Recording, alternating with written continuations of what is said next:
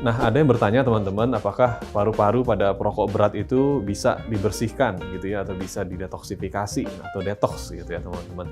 Nah, jadi memang paru-paru ini membutuhkan waktu ya untuk bisa membersihkan dirinya sendiri teman-teman. Jadi sangat canggih tubuh kita ini bisa melakukan auto cleaning gitu ya, alias membersihkan tubuhnya sendiri.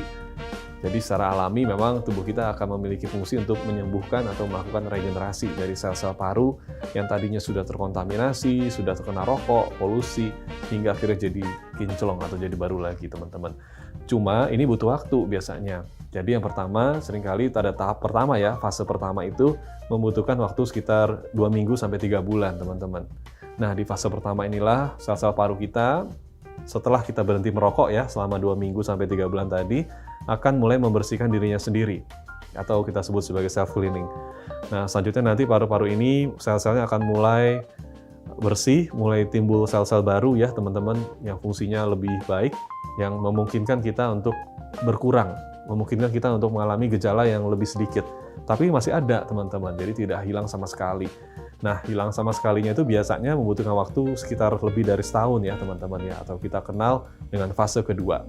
Nah, pada fase kedua ini, saat lebih dari setahun kita berhenti rokok, sama sekali nggak ada gitu teman-teman ya, dan juga kita tidak menjadi perokok pasif ya pastinya ya.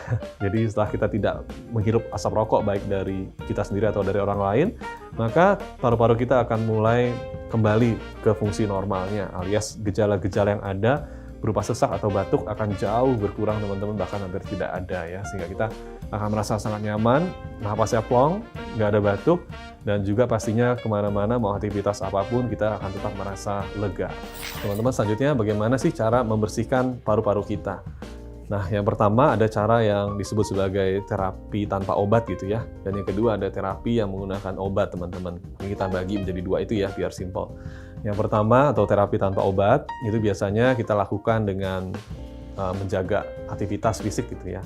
Biasanya teman-teman akan kita sarankan untuk berolahraga, khususnya yang jenisnya itu lebih ke arah kardiorespirasi ya, atau yang merangsang supaya nafas kita itu lebih aktif gitu teman-teman.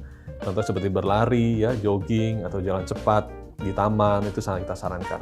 Dan pasti kita harus lakukan ini di tempat yang udaranya bersih ya teman-teman, bukan di tempat yang polusi atau kualitas udaranya sangat buruk.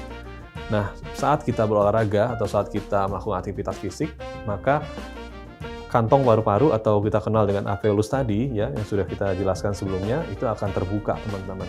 Dia akan lebih besar ya, membran yang disebut sebagai membran alveolus tadi, sehingga kapasitas kita untuk menukarkan oksigen dengan karbon dioksida atau udara yang kotor tadi akan semakin besar, sehingga udara kotor akan lebih mudah untuk keluar dari tubuh kita, dan udara bersih berupa oksigen akan lebih mudah masuk ke dalam tubuh kita. Nah, itulah yang kita sebut sebagai membran kantong paru-paru atau alveolus. Nah, selanjutnya teman-teman, terapi bukan obat ya, yang bisa dilakukan adalah dengan meminum air hangat ya, itu juga dikatakan bisa membantu. Ya teman-teman, kalau lagi sesek, lagi mungkin batuk ya, tenggorokan nggak enak gitu ya, dadanya kayak nggak nyaman gitu ya. Nah, bisa teman-teman gunakan air ya yang hangat teman-teman, bukan air yang dingin. Itu bisa diminum, air putih saja. Teman-teman bisa minum sekitar 8 gelas per hari, pastinya pelan-pelan minumnya ya, supaya nggak tersedak. Dan nanti teman-teman bisa rasakan efeknya, biasanya mukosa atau dinding dari saluran nafas yang menebal akibat infeksi tadi atau ada yang radang biasanya akan lebih perbaikan ya teman-teman, rasanya akan lebih nyaman setelah kita minum air hangat ini. Nah, selanjutnya pastinya teman-teman harus juga memakan makanan yang juga sehat ya, yang memiliki sifat anti radang. Biasanya makanan-makanan alami ini banyak sekali ya di dalam keseharian kita, yang bisa kita konsumsi teman-teman untuk mengurangi peradangan atau rasa tidak nyaman ya pada paru atau infeksi paru atau penyakit paru-paru basah atau apapun itu namanya. Yang dianjurkan biasanya adalah makanan-makanan yang mengandung antioksidan yang kita kenal teman-teman. Yang pertama itu biasanya ada bayam ya, itu bagus sekali untuk bisa nantinya mengurangi peradangan dan membersihkan paru-paru kita ya dari radang-radang yang menyiksa. Selanjutnya yang kedua adalah buah beri teman-teman, yang kita kenal ada strawberry, ada blueberry ya, dan pastinya juga buah-buahan yang mengandung antioksidan tinggi itu biasanya yang warna hijau atau berwarna oranye ya. Dan yang terakhir pastinya juga konsumsi kacang-kacangan, itu juga ternyata baik ya, banyak sekali anti radangnya yang bisa membantu teman-teman nih supaya zat-zat radang yang ada di dalam paru-paru kita yang kotor, yang tadi sudah mungkin tercemar rokok atau polusi ya, itu bisa segera kinclong lagi teman-teman, atau segera bersih kembali. Selanjutnya teman-teman, untuk terapi yang obat ya, biasanya kita di klinik juga akan memberikan obat-obatan tertentu ya untuk melegakan paru-paru teman-teman yang bermasalah. Biasanya itu yang pertama kita berikan terapi uap, teman-teman sering mendengar ya, atau mungkin ada keluarganya yang pernah diuap. Biasanya kita akan gunakan alat teman-teman yang kita masukkan obat ya di dalamnya itu, atau kalau tidak obat bisa juga cairan ya, biasanya cairan NaCl aja namanya teman-teman.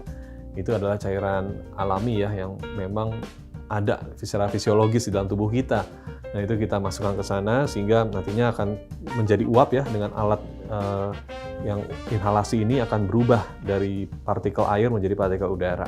Nah nanti udara atau uap ini akan dimasukkan lewat sungkupnya, ada kayak semacam ini ya teman-teman ya, untuk di mulut dan di hidung itu ya kita pasang, sehingga udara yang masuk dan teman-teman akan disuruh untuk menghirup napas dalam-dalam. Nah nantinya uap yang hangat ini akan masuk ke dalam paru-paru kita dan akan mengurangi peradangan yang ada di sana, sehingga teman-teman akan pastinya merasa nyaman. Nah, kemudian terapi obat yang kedua, teman-teman, itu adalah terapi untuk mengencerkan dahak ya. Seringkali kan kalau adanya peradangan paru-paru itu banyak sekret, banyak lendir ya, atau dahak yang ada di dinding dari jaringan paru ya, yang disebut dengan bronkus, atau mungkin ada di pipa yang atas ya, kadang-kadang ada sampai tenggorokan juga. Nah itu bisa kita encerkan dengan pemberian obat yang seringkali bisa kita berikan dalam bentuk tablet, sirup, atau kita berikan dalam bentuk infus ya teman-teman, yang fungsinya itu untuk mengencerkan dahak, atau istilah medisnya mukolitik. Itu akan kita berikan sehingga bisa berkurang lendirnya dan teman-teman bisa mengeluarkannya dengan sangat mudah ya, dahak itu tidak lagi susah keluarnya, sehingga akhirnya teman-teman bisa merasa nyaman. Ya teman-teman kata dokter semuanya, kita udah saksikan tadi ya gimana sih paru-paru ini kalau terganggu gimana, kemudian gimana ngobatinnya, tadi sudah dibahas semuanya. Teman-teman bisa simak di Kata Dokter, dan saya Dr. Jeff, spesialis penyakit dalam, pamit undur diri.